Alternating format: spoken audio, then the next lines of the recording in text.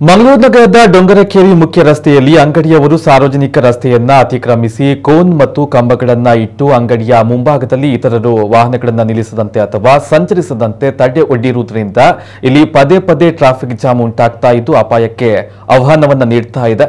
ಈ ಬಗ್ಗೆ ಸಾರ್ವಜನಿಕರಿಂದ ಶಾಲಾ ಮಕ್ಕಳ ಪೋಷಕರಿಂದ ತೀವ್ರ ಆಕ್ರೋಶ ವ್ಯಕ್ತವಾಗ್ತಾ ಇದೆ।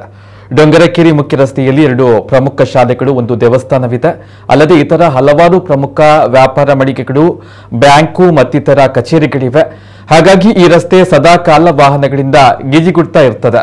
ಇದೀಗ ರಸ್ತೆ ಅತಿಕ್ರಮಣದಿಂದಾಗಿ ಶಾಲೆ ಆರಂಭದ ಸಮಯ, ಮಧ್ಯಾಹ್ನದ ವೇಳೆ ಮತ್ತು ಸಂಜೆ ಶಾಲೆ ಬಿಡುವ ಸಂದರ್ಭದಲ್ಲಿ ನೂರಾರು ವಿದ್ಯಾರ್ಥಿನಿಯರು, ಪೋಷಕರು ಈ ರಸ್ತೆಯಲ್ಲಿ ನಡೆದಾಡ್ತಾ ಇದ್ದು, ನವಭಾರತ ಸರ್ಕಲ್ ಮತ್ತು ಡೊಂಗರಕೇರಿ ರಸ್ತೆಯಲ್ಲಿ ಟ್ರಾಫಿಕ್ ಜಾಮ್ ಉಂಟಾಗಿ ತೀವ್ರ ಸಂಚಾರ ಸಮಸ್ಯೆ ಆಗ್ತಾ ಇದೆ।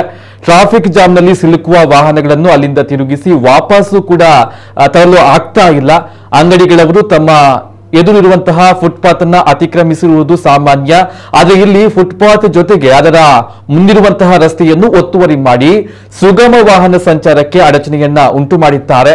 ಮಂಗಳೂರು ಪೊಲೀಸ್ ಆಯುಕ್ತರು, ಸಂಚಾರಿ ಪೊಲೀಸರು ಮತ್ತು ಮಹಾನಗರ ಪಾಲಿಕೆಯ ಅಧಿಕಾರಿಗಳು ಅನಾಹುತ ಸಂಭವಿಸುವ ಮುನ್ನ ಈ ಸಮಸ್ಯೆಯ ಬಗ್ಗೆ ತುರ್ತು ಗಮನವನ್ನ ಹರಿಸಬೇಕು ಅಂತ ಸಾರ್ವಜನಿಕರು ಆಗ್ರಹ ಮಾಡಿದ್ದಾರೆ।